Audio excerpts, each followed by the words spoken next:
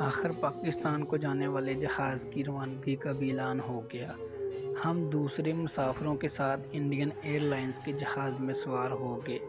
کچھ دیر کے بعد جہاز ٹیک آف کر گیا اور اس نے اپنا رخ پاکستان کے شہر کراچی کی طرف کر لیا۔ پراسرار ناتالیہ میرے ساتھ والی سیٹ پر ہی بیٹھی تھی۔ جہاز میں ہی ہم نے دوپہر کا کھانا کھایا۔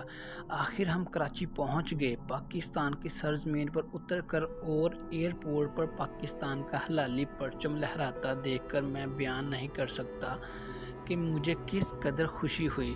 مجھے ایسا لگا جیسے میں اپنے بہن بھائیوں کے پاس آ گیا ہوں اور اب کوئی دشمن، کوئی بدروح میرا کچھ نہیں بگاڑ سکتی۔ پراسرار ناتالیہ میرے ساتھ تھی۔ میں نے پاکستان کی سرزمین پر قدم رکھتے ہی فرار ہونے کا موقع تلاش کرنے شروع کر دیے، لیکن میں یہ بھی نہیں چاہتا تھا کہ جلد میں ہی کوئی غلط قدم اٹھا کر دوبارہ اسی مصیبت میں پھنس جاؤں۔ میں ناتالیہ سے اس طرح الگ ہونا چاہتا تھا کہ اسے میرے فرار ہونے کا کم از کم 10-12 گھنٹوں تک علم نہ ہو سکے اور اس دوران مجھے اس سے زیادہ دور نکل جانے کا موقع مل جائے۔ یہ اس صورت میں ممکن تھا کہ جب وہ رات کو گہری نیند سو رہی ہو تو میں چپکے سے نکل جاؤں، لیکن سوال یہ تھا کہ کیا وہ رات کو سوتی بھی تھی؟ شادی کی پہلی رات وہ تقریباً ساری رات مجھ سے باتیں کرتی رہی تھی اور شاید رات کے پچھلے پہر جب میں سو گیا تھا وہ لیٹ ضرور گئی تھی، مگر مجھے یقین ہے کہ وہ جاگ رہی تھی اور میرے سو جانے کے بعد وہاں سے چلی گئی تھی۔ یہ بدروحیں اور بھوت پریت سویا نہیں کرتے۔ تجربے نے مجھے یہی بتایا تھا۔ میں نے روحانی بدروح کو کبھی سوتے ہوئے نہیں دیکھا تھا۔ میں نے یہ بھی سوچا کہ کسی بہانے میں بدروح ناتالیہ کو خواب آور گولیاں پیش کر کھلا دوں۔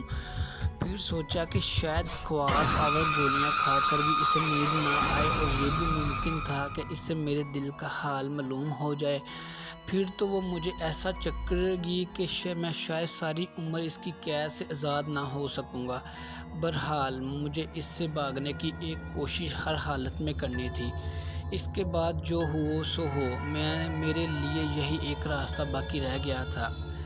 ایئرپورٹ پر پاکستانی کسٹم پوسٹ پر بھی ہماری پوری چیکنگ ہوئی۔ پراسرار ناتالیہ نے خود کو بھی اور مجھے بھی ہندو ظاہر کیا ہوا تھا۔ پاسپورٹ پر میرا نام پرکاش کھنہ لکھا ہوا تھا۔ ناتالیہ مسز پرکاش کھنہ بن گئی تھی۔ ضروری چیکنگ کے بعد ہم سے پوچھا گیا کہ ہم پاکستان سے پہلے کہاں جائیں گے۔ ناتالیہ نے بتایا کہ ہم پہلے لاہور جائیں گے اور وہاں کانٹیننٹل ہوٹل میں ایک ہفتہ قیام کر کے لاہور شہر کی سیرگاہ کریں گے۔ وہاں سے ہم راولپنڈی جائیں گے۔ ناتالیہ نے کہا وہاں میرے ماتا پتا جی کے ایک پرانے مسلمان دوست راجہ گل زمان ہیں، ہم 2 دن ان کے پاس ٹھہریں گے۔ اس کے بعد ایبٹ آباد جا کر ویزے کے باقی دن وہیں گزاریں گے۔ ہمیں کہا گیا کہ لاہور جاتے ہی چیرنگ کراس تھانے میں رپورٹ کریں۔ اس کے بعد ہم ایئرپورٹ سے باہر آ گئے۔ وہاں سے ہم نے ٹیکسی پکڑی اور سیدھے کراچی کے ریلوے اسٹیشن پر پہنچ گئے۔ معلوم ہوا کہ شام کے وقت ایک ایکسپریس ٹرین لاہور جا رہی ہے۔ ناتالیہ نے کہا میرے ساتھ آؤ، ٹکٹ لے آتے ہیں۔ میں نے محسوس کر لیا تھا کہ وہ مجھے زیادہ سے زیادہ اپنے ساتھ رکھنا چاہتی ہے۔ بکنگ آفس میں جا کر ناتالیہ نے فرسٹ کلاس کے 2 ٹکٹ لیے اور ہم پلیٹ فارم پر آ کر ایک سٹال پر چائے پینے کے لیے کھڑے ہو گئے۔ ناتالیہ کہنے لگی میں لاہور میں کچھ نئے کپڑے خریدوں گی، مجھے پاکستانی عورتوں کا لباس بڑا پسند ہے۔ میں نے سوچا کہ میں ناتالیہ کو لاہور کے انارکلی بازار میں شاپنگ کے لیے لے جاؤں گا اور وہیں کسی بہانے غائب ہو جاؤں گا۔ اس سے چھٹکارا حاصل کرنے کے لیے یہ میرے لیے بڑا سنہری موقع بن سکتا تھا۔ جب لاہور جانے والی ٹرین پلیٹ فارم پر آ کر لگی تو دوسرے مسافروں کے ساتھ ہم بھی ٹرین میں سوار ہو گئے۔ ہمارا فرسٹ کلاس کمپارٹمنٹ تھا۔ ہمارا سفر بڑا آرام سے کٹا۔ ہم جس وقت لاہور پہنچے دن ڈھلنا شروع ہو گیا تھا۔ ایک مدت بعد اپنے شہر لاہور آ کر مجھے بڑی خوشی ہوئی تھی۔ اسٹیشن سے باہر نکلے تو میں نے ناتالیہ سے کہا ہمیں ہوٹل کانٹیننٹل میں ٹھہرنا ہے، اسی علاقے میں چیرنگ کراس تھانہ لگتا ہے، ہمیں سب سے پہلے وہاں جا کر رپورٹ کرنی ہوگی۔ نتالیہ کہنے لگی، اس کی ضرورت تو نہیں ہے، لیکن تم کہتے ہو تو تھانے چل کر رپورٹ کر دیں گے۔ مجھے معلوم تھا کہ اس بدرو کو تھانے جانے کی کیا ضرورت ہے، لیکن وہ مجھے ابھی تک یہی تاثر دے رہی تھی کہ وہ کوئی بدرو نہیں ہے۔ اسٹیشن سے ہم سیدھا چیرنگ کراس تھانے آ گئے۔ تھانے میں موجود کانسٹیبل محرر نے ہمارے پاسپورٹ بڑے غور سے دیکھے، پھر پوچھا کہ ہم پاکستان کیوں آئے ہیں، ہوٹل میں کیوں ٹھہرے ہیں، کہاں جائیں گے، وغیرہ وغیرہ۔ ہم نے تمام سوالوں کے اسے تسلی بخش جواب دیے۔ اس نے کہا، ٹھیک ہے، لاہور سے ایبٹ آباد جاتے ہوئے ہمیں رپورٹ کر کے جائیں۔ نتالیہ نے کہا، شکریہ، ہم ضرور رپورٹ کر کے جائیں گے۔ وہاں سے ہم نے ٹیکسی میں سوار ہو کر ہوٹل میں آ گئے۔ یہاں ایک کمرہ ہم نے میاں بیوی یعنی پرکاش کھنہ اور مسز پرکاش کھنہ کے نام سے لے لیا۔ بڑے آرام سے ہم نے غسل کیا، تازہ دم ہو کر نیچے لابی میں بیٹھ کر چائے پینے لگے۔ نتالیہ کہنے لگی، ہم ابھی نارکلی جائیں گے، میں اپنے لیے گرم جرسی خریدنا چاہتی ہوں، ایبٹ آباد میں سردی ہوگی، تم بھی سویٹر خرید لینا۔ پہلے میں نے سوچا تھا کہ نئے کپڑے خریدوں گی، مگر یہاں زنانہ ریڈی میڈ کپڑے تو ملیں گے نہیں، ساڑیاں پہننے کا یہاں رواج نہیں ہے۔ ہم چائے پیتے ہوئے باتیں کر رہے تھے، میں نے دیکھا کہ ایک آدمی کچھ فاصلے پر بیٹھا ہے اور تھوڑی تھوڑی دیر بعد ہمیں دیکھ لیتا ہے۔ میں سمجھ گیا کہ یہ CID کا آدمی ہے۔ ہندوستان سے کوئی بھارتی آتا ہے تو اس کی ضرور نگرانی کی جاتی ہے، ہندوستان میں بھی کوئی پاکستانی جاتا ہے تو وہاں بھی CID اس کی نگرانی کرتی ہے۔ میں نے کوئی خیال نہ کیا، مگر یہ خیال ضرور آیا کہ جب میں انارکلی بازار نتالیہ سے الگ ہو گیا تو ممکن ہے یہ CID والے نتالیہ کو چھوڑ کر میرے پیچھے لگ جائیں، میرے لیے ایک نئی مصیبت کھڑی ہو سکتی تھی۔ پھر میں نے سوچا کہ میں اس کو ساری کہانی بیان کر دوں گا اور بتا دوں گا کہ میں ہندوستانی نہیں ہوں اور ہندو بھی نہیں ہوں بلکہ پاکستانی ہوں، مسلمان ہوں۔ یہ بھی ہو سکتا ہے کہ اسے میری بات کا یقین نہ آئے۔ لاہور میں میرا کوئی رشتہ دار وغیرہ بھی نہیں تھا۔ میں نے سوچ سوچ کر آخر یہی فیصلہ کیا کہ مجھے لاہور میں نتالیہ سے الگ نہیں ہونا چاہیے، یہ کام مجھے کسی دوسرے شہر مثلاً راولپنڈی پہنچ کر کرنا چاہیے جب یہ CID والا وہاں نہ ہو، کیونکہ مجھے یقین تھا کہ یہ خفیہ آدمی لاہور میں ہی رہ جائے گا۔ ہم ہوٹل سے نکل کر نارکلی آ گئے۔ یہاں ہم نے اپنے گرم جرسیاں وغیرہ خریدیں، نتالیہ نے نئے جوتے خریدے۔ وہ بالکل ایسے ظاہر کر رہی تھی جیسے وہ ایک عام گھریلو عورت ہے اور بدروحوں اور بھوت پریت کی دنیا سے اس کا کوئی تعلق نہیں ہے۔ ایک رات ہم ہوٹل میں رہے، دوسرے دن ہم بذریعہ ریل کار صبح صبح راولپنڈی روانہ ہو گئے۔ اسی وقت مجھے CID والا کوئی آدمی اپنے آس پاس نظر نہیں آیا تھا، شاید وہ ہمیں اسٹیشن پر چھوڑ کر واپس چلا گیا تھا۔ راولپنڈی ہم دن کے 1 بجے پہنچے۔ وہیں اسٹیشن کے فرسٹ کلاس میں ڈائننگ روم میں بیٹھ کر ہم نے کھانا کھایا۔ وہاں سے ہمیں ایک پرائیویٹ ٹیکسی لے کر ایبٹ آباد پہنچنا تھا۔ راولپنڈی پہنچتے ہی میں نے نتالیہ سے بھاگ جانے کے مواقع تلاش کرنے شروع کر دیے تھے، لیکن میں رات کے وقت فرار ہونا چاہتا تھا۔ جس وقت نتالیہ بدرو سو رہی ہو تاکہ اسے میں فرار کا صبح کو علم ہو اور مجھے اسی سے دور نکل جانے کا موقع مل جائے، اس کے لیے راولپنڈی میں ایک رات قیام کرنا ضروری تھا۔ چنانچہ میں نے نتالیہ سے کہا، نتالیہ، میں سفر کی وجہ سے بڑا تھک گیا ہوں، آگے بھی ایبٹ آباد تک ٹیکسی کا سفر ہے، میں چاہتا ہوں کہ ایک رات راولپنڈی میں آرام کر لوں۔ نتالیہ بدرو کہنے لگی، اگر تم چاہتے ہو تو کسی ہوٹل میں ایک رات ٹھہر جاتے ہیں، کل ایبٹ آباد چلے جائیں گے۔ میں نے کہا، یہاں صدر میں شور ہوٹل بڑا اچھا ہوٹل ہے، وہاں ٹھہر جائیں گے۔ اس زمانے میں شور ہوٹل کا شمار پنڈی کے کلاس 1 ہوٹلوں میں ہوتا تھا۔ اسلام آباد پاکستان کا نیا دارالحکومت ضرور بن چکا تھا، مگر ابھی وہ تکمیل کے آخری مراحل میں تھا اور نئے ہوٹل بن رہے تھے، نئی عمارتیں بھی بن رہی تھیں۔ ہم نے شور ہوٹل میں ایک ڈبل بیڈ والا کمرہ لے لیا۔ دوپہر کا کھانا کھا کر شہر کی سیر کرنے لگ گئے۔ شام کو واپس آ کر چائے پی اور باتیں کرنے لگے۔ رات ہو گئی تو رات کا کھانا کھا کر ہم آرام کرنے کے لیے لیٹ گئے۔ میں اب ناتالیہ بدروح کے سو جانے کا انتظار کر رہا تھا۔ میں جاگ رہا تھا۔ ناتالیہ پلنگ پر ہلکا سا کمبل اوپر لیے منہ دوسری طرف کر کے لیٹی ہوئی تھی۔ میں پلنگ پر لیٹا تھوڑی دیر بعد دیوار پر لگے کلاک کو دیکھ لیتا۔ ابھی رات کے 10 بجے تھے۔ کمرے میں دھیمی روشنی والا ٹیبل لیمپ روشن تھا۔ رات گزرتی جا رہی تھی۔ میں جاگ رہا تھا۔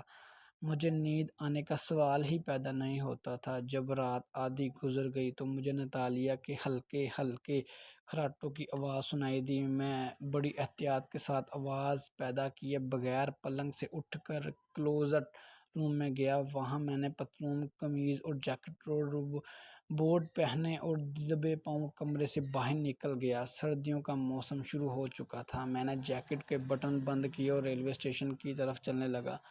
میں نے اپنی جیب میں سے بٹوا نکال کر دیکھا۔ میرے پاس ناتالیہ کے دیے ہوئے 2000 روپے اسی طرح پڑے تھے۔ یہ اس زمانے میں کافی رقم ہوا کرتی تھی۔ مجھے ہوٹل سے ذرا فاصلے پر ہی ایک ٹیکسی مل گئی۔ میں اس میں بیٹھ کر اسٹیشن پر آ گیا۔ اسٹیشن پر آ کر معلوم ہوا کہ لاہور کی طرف کوئی گاڑی نہیں جا رہی۔ وہاں سے میں ایک اور اڈے پر آ گیا۔ لاری اڈے سے لاہور کی طرف رات کے 1 بجے آخری لاری جایا کرتی تھی۔ وہ لاری مجھے مل گئی اور میں اس میں بیٹھ گیا۔ لاری میں بیٹھنے کے بعد مجھے محسوس ہوا کہ ایک آدمی نے مجھے لاری میں سوار ہوتے گور کر دیکھا تھا اور میرے ساتھ ہی لاری میں سوار ہو گیا تھا۔ مجھے شک ہوا کہ شاید یہ CID کا آدمی ہے اور چونکہ میں انڈیا سے آیا ہوں اس لیے میرا پیچھا کرنے لگ گیا، جو اس کی ڈیوٹی ہے۔ مگر میں اپنے وطن پاکستان میں تھا، پاکستانی تھا اور مسلمان تھا۔ مجھے کوئی فکر نہیں تھی۔ لاری لاہور کی طرف روانہ ہوگی۔ لاری جہلم پہنچی تو میں دوسرے مسافروں کے ساتھ چائے پینے کے لیے اترا۔ وہ آدمی میرے ساتھ ہی اترا۔ میں دیکھ رہا تھا کہ وہ مجھے اپنی نظروں میں رکھے ہوئے ہے۔ میں نے کوئی خاص خیال نہ کیا۔ لاری لاہور پہنچی تو صبح ہو رہی تھی۔ میں بڑا مطمئن تھا کہ ناتالیہ بدروح کو میرے فرار کا بھی علم تک نہیں ہوا، اور اب اگر ہو بھی گیا تو میں اس سے بہت دور نکل آیا تھا۔ میرا پروگرام لاہور سے سیدھا کراچی جانے کا تھا تاکہ میں ناتالیہ سے جتنی دور جا سکتا ہوں چلا جاؤں۔ میں لاری اڈے سے ایک ٹیکسی لے کر سیدھا ریلوے اسٹیشن پر آ گیا۔ کراچی جانے والی گاڑی میں ابھی دیر تھی۔ میں ریفریشمنٹ روم میں آ گیا اور ناشتہ کرنے لگا۔ ناشتے کے بعد چائے پی رہا تھا کہ وہی CID والا آدمی جو پنڈی سے میرے ساتھ لاری میں سوار ہوا تھا 2 سپاہیوں کے ساتھ اندر آ گیا۔ وہ سیدھا میرے پاس آیا اور بولا، تمہارا نام کیا ہے؟ میں نے کہا فیروز۔ اس نے کہا مگر تم انڈیا سے 2 روز پہلے پاکستان میں داخل ہوئے ہو اور انڈین پاسپورٹ پر آئے ہو اور تمہارا نام پرکاش کھنہ ہے۔ میں نے ہنس کر کہا بالکل غلط ہے، میں پاکستانی ہوں، مسلمان ہوں اور میرا نام فیروز ہے۔ اس نے کہا تم جھوٹ بولتے ہو، تمہارے ساتھ تمہاری بیوی مسز پرکاش کھنہ بھی تھی۔ میں نے کہا میری کوئی بیوی نہیں ہے، میں شادی شدہ نہیں ہوں۔ اس نے ایک سپاہی سے کہا اس کی تلاشی لو۔ سپاہی میری تلاشی لینے لگا۔ میری جیکٹ کی اندر والی جیب میں سے میرا انڈین پاسپورٹ نکل آیا۔ یہ مصیبت ناتالیہ نے میرے گلے میں ڈال دی تھی۔ اس نے میرا پاسپورٹ میری جیکٹ میں ڈال کر کہا تھا اسے جیکٹ میں ہی رکھنا، یہ غیر ملک ہے، یہاں کسی وقت بھی یہ دکھانا پڑ سکتا ہے۔ اور مجھ سے یہ غلطی ہوئی تھی کہ شور ہوٹل سے فرار ہوتے وقت میں نے پاسپورٹ نکال کر وہیں نہیں پھینکا تھا۔ مجھے یاد ہی نہیں رہا تھا کہ میرا انڈین پاسپورٹ جو ناتالیہ نے خدا جانے کس جن بھوت کے ذریعے بنوایا تھا میری جیکٹ میں ہی ہے۔ انڈین پاسپورٹ برآمد ہونے کے بعد یہ ثابت ہو گیا تھا کہ میں انڈین نیشنل ہوں، ہندو ہوں اور میرا نام پرکاش کھنہ ہے۔ پاسپورٹ پر باقاعدہ میری تصویر لگی ہوئی تھی اور نیچے میرا نام لکھا ہوا تھا۔ وہاں میرے دستخط بھی تھے۔ CID والے نے سپاہیوں سے کہا اسے تھانے لے چلو۔ میں نے کہا آپ میرا میڈیکل معائنہ کروا لیں، میں ہندو نہیں ہوں، میں مسلمان ہوں۔ اس نے کہا پاکستان میں بھارت کے ایسے جاسوس بھی جاسوسی کرنے آتے ہیں جن کے مسلمانوں کی طرح ہسپتال میں ختنے کرا دیے جاتے ہیں تاکہ ان پر ہندو ہونے کا کسی کو یقین نہ ہی آئے۔ تم بھی انہی بھارتی جاسوسوں میں سے ہو۔ ہم نے ایسے 2 جاسوسوں پہلے پکڑے تھے، تھانے چلو۔ میں کیا کرتا، بھاگ بھی نہیں سکتا تھا۔ دونوں سپاہیوں نے مجھے پکڑ رکھا تھا۔ وہ مجھے ریفریشن روم سے باہر پلیٹ فارم پر لے آئے۔ پلیٹ فارم پر پہلے سے ہی دو سپاہی موجود تھے۔ ان میں سے ایک کے پاس ہتھ کڑی تھی۔ اسی وقت مجھے ہتھ کڑی لگا دی اور پولیس مجھے لے کر اسٹیشن سے باہر آ گئی۔ میں بڑا پریشان ہوا، کچھ سمجھ نہیں آتا تھا کیا کروں کیا نہ کروں۔ پولیس مجھے سیدھی چیرنگ کراس تھانے لے آئی۔ وہاں میرا پاکستان میں داخلے کا باقاعدہ اندراج ہو چکا تھا۔ مجھے اسی وقت حوالات میں بند کر دیا گیا۔ 1 گھنٹے بعد ایک پولیس انسپکٹر آیا۔ اس نے مجھے حوالات کی صلاحوں سے دیکھا اور اپنے ساتھ آئے ہوئے کانسٹیبل سے کہا اسے لے آؤ۔ کانسٹیبل مجھے ہتھ کڑی لگا کر تھانے کے ایک روم میں لے آیا۔ وہاں پولیس انسپکٹر مجھے تھا۔ میں اس کے سامنے میز کے پاس کھڑا ہو گیا۔ اس نے کانسٹیبل کو باہر بھیج دیا اور مجھ سے کہا یہ بات ثابت ہو گئی ہے کہ تم انڈیا کے جاسوس ہو۔ جس عورت کو اپنی بیوی بنا کر اپنے ساتھ لائے تھے، ہم نے پنڈی کے ہوٹل میں چھاپہ مار کر گرفتار کرنے کی کوشش کی تھی، مگر وہ فرار ہونے میں کامیاب ہو گئی۔ مگر ہم اسے بہت جلد گرفتار کر لیں گے۔ یہ بتاؤ کہ پاکستان میں تمہارے انڈین جاسوس ساتھی کہاں کہاں پر ہیں؟ میں نے کہا جناب میں بالکل سچ کہہ رہا ہوں، میں بھارتی جاسوس نہیں ہوں، میں مسلمان ہوں، پاکستانی ہوں۔ قیام پاکستان کے وقت مشرقی پنجاب سے ہجرت کر کے لاہور آ کر آباد ہو گیا تھا۔ پھر ممبئی اپنے دوست کے پاس کچھ دنوں کے لیے چلا گیا اور وہیں ایک ایسی مصیبت میں پھنس گیا جس کو سن کر آپ کو بھی یقین نہیں آئے گا۔ پولیس انسپکٹر نے کہا اس قسم کی فضول باتیں کرنے میں اپنا اور ہمارا وقت ضائع نہ کرو۔ یہ بات ثابت ہو چکی ہے کہ تمہارا تعلق انڈیا کے ان جاسوسوں سے ہے جو ہندو ہوتے ہیں، مگر جن کے آپریشن کے ذریعے ختنے کروا دیے جاتے ہیں اور مسلمان بنا کر پاکستان میں جاسوسی کرنے کے لیے بھیجا جاتا ہے۔ میں نے کہا سر میں انڈین جاسوس نہیں ہوں۔ پولیس انسپکٹر نے کہا جس عورت کے ساتھ تم پاکستان آئے ہو وہ عورت کیا تمہاری بیوی نہیں تھی؟ میں نے کہا نہیں جناب وہ میری بیوی نہیں تھی، یقین کریں وہ ایک بدرو تھی، اس نے مجھے اپنے قبضے میں کیا ہوا تھا، اسی نے میرا بھارتی پاسپورٹ بنایا تھا اور وہی مجھے اپنے ساتھ یہاں لائی تھی۔ پولیس انسپکٹر نے میری طرف جھکتے ہوئے مجھے گھور کر دیکھا اور کہا اس قسم کی باتوں سے تم پولیس کو بیوقوف نہیں بنا سکو گے، تمہارے لیے یہی بہتر ہوگا ہے کہ پاکستان میں اپنی بھارتی ساتھیوں کے نام اور پتے ہمیں بتا دو کہ وہ کہاں کہاں پر ہیں۔ میں نے کہا انسپکٹر صاحب یقین کریں نہ میں انڈین جاسوس ہوں اور نہ میرا انڈیا سے کوئی تعلق ہے، میں ایک بڑی بھیانک مصیبت میں پھنس گیا تھا جس سے بڑی مشکل سے نکل کر آ رہا ہوں۔ جو عورت میرے ساتھ تھی وہ ایک چڑیل تھی، بدرو تھی۔ میرا پاسپورٹ اس نے جن بھوتوں کے ذریعے انڈیا میں بنوایا تھا، اس نے مجھ سے زبردستی شادی کر لی تھی کیونکہ میں اسے پسند آ گیا تھا اور میں نے اسے کہا تھا کہ شادی کے بعد میں پاکستان میں ہنی مون منانا چاہتا ہوں، میں اس بہانے سے پاکستان لانا چاہتا تھا کہ یہاں آ کر میں اس سے چھٹکارا حاصل کر لوں کیونکہ یہ میرا وطن ہے، یہاں مجھے پناہ مل جائے گی۔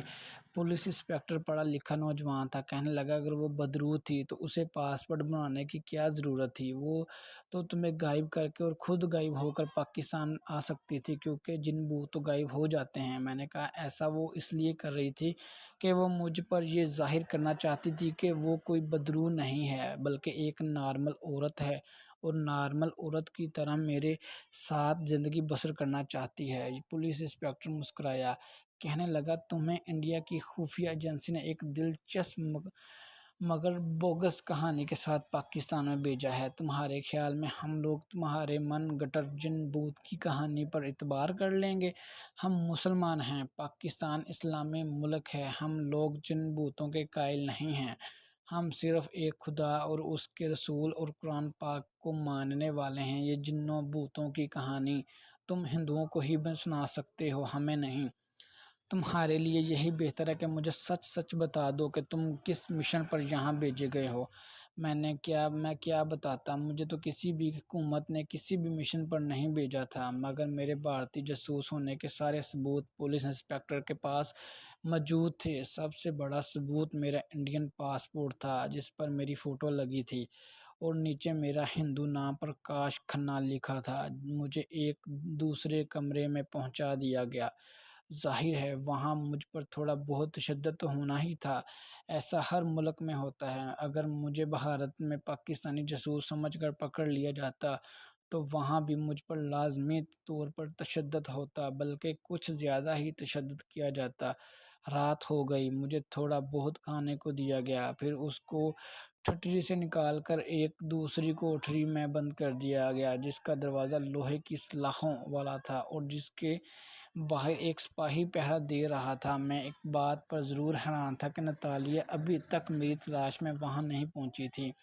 اگر وہ عصابی عورت تھی، بدرو تھی جس کا مجھے یقین تھا، تو اسے تو اب تک میری مدد کرنے اور دوبارہ اپنے قبضے میں کرنے کے لیے پہنچ جانا چاہیے تھا، لیکن سارا دن گزر گیا تھا، میں گرفتار بھی کر لیا گیا تھا، مجھ پر تھوڑا بہت تشدد بھی ہوا تھا اور اب میں حوالات میں بند تھا، مگر نتالیہ ابھی تک میری مدد کو نہیں پہنچی تھی۔ مجھے کچھ یقین ہوتا جا رہا تھا کہ نتالیہ بدرو یا عصابی عورت نہیں تھی۔ اگر وہ عصابی عورت نہیں تھی تو پھر جو عصابی عورت مجھے میرا ہاتھ پکڑ کر ہوا میں اڑتے ہوئے نیم مردہ نیم زندہ لوگوں کی عجیب و غریب دنیا سے انڈیا کے شہر چنڈی گڑھ کے کرسچن قبرستان کی قدیم خانقاہ میں لائی تھی، وہ عورت کون تھی؟ وہ تو یقیناً کوئی بدرو یا عصابی عورت ہی تھی۔ اس کے گرم سانس کو میں نے اپنے چہرے پر اڑنے سے پہلے محسوس کیا تھا اور اس نے میری گردن کو چوما بھی تھا۔ یہ تو وہی عصابی لڑکی تھی جس کو روہنی نے ماتھرا شہر کے ویران شمشان گھاٹ کی کوٹھری میں سے ہی غلطی سے آزاد کر دیا تھا اور جس کے بارے میں روہنی نے مجھے بتایا تھا کہ یہ بڑی ہی خطرناک عصابی بدرو ہے، لیکن اگر اس نے تمہاری گردن کو چوم لیا ہے تو سمجھ لو کہ وہ تمہیں پسند کرنے لگی ہے، تم اسے پسند آ گئے ہو۔ اب سوال یہ پیدا ہوتا کہ اگر نتالیہ وہ عصابی لڑکی نہیں تھی تو پھر وہ کون تھی اور کس خوشی میں وہ مجھے پہاڑی قبرستان کی قدیم خانقاہ میں لائی تھی اور پھر خفیہ طور پر مجھ سے شادی بھی رچا لی تھی۔ یہ ایک ایسا معمہ تھا جو میری سمجھ سے باہر تھا۔ مجھے روہنی کا بھی خیال آیا کہ وہ بیچاری رگوں کی قید میں تھی، خدا جانے وہ کہاں ہوگی، کس حال میں ہوگی۔ روہنی، جیسا کہ آپ پڑھ سکے ہیں، کوئی بدرو نہیں تھی، وہ ایک بھٹکی ہوئی روح تھی۔ جھانسی کے مسلمان مغل صوبیدار شہزاد شیروان نے اس سے شادی کر لی تھی اور وہ اپنی رضامندی سے مسلمان ہو گئی تھی اور شہزادے نے اس کا نام سلطانہ رکھ دیا تھا۔ سلطنت کے کاہن پجاری رگو نے ایک سازش کے تحت روہنی عرفہ سلطانہ کو قتل کروا کر اس کی روح کو کالے جادو کے ذریعے ایک مرتبان میں بند کر کے چبوترے کی دیوار میں دفن کر دیا تھا۔ میں نے وہاں سے مرتبان نکال کر روہنی کی روح کو ناداستگی میں آزاد کر دیا تھا، جس کی وجہ سے رگو بیچاری کی بدرو میری جانی دشمن بن گئی تھی۔ وہ روہنی کی روح کو بھی دوبارہ اپنے قبضے میں کرنے کی سر توڑ کوشش کر رہی تھی اور اس کے پیچھے لگی ہوئی تھی۔ آخر جیسا کہ آپ کو میں پہلے بیان کر چکا تھا، ماتھرا کے قریب پرانے شمشان گھاٹ پر بیچاری رگو کی بدروح کا مقابلہ کرتے ہوئے روہنی عرف سلطانہ کی روح شکست کھا گئی اور بیچاری رگو نے اسے دوبارہ اپنے قبضے میں کر لیا۔ اسی قدیم شمشان گھاٹ کی ایک کوٹھری میں عصابی لڑکی بدرو بھی ایک مٹکے میں بند تھی جس کو روہنی نے غلطی سے آزاد کر دیا۔ یہ لڑکی ایک عصاب لڑکی تھی جس کے بارے میں روہنی مجھے بتایا تھا کہ عصاب بدروحوں اور چڑیلوں سے بھی زیادہ خطرناک ہوتا ہے، مگر اتفاق سے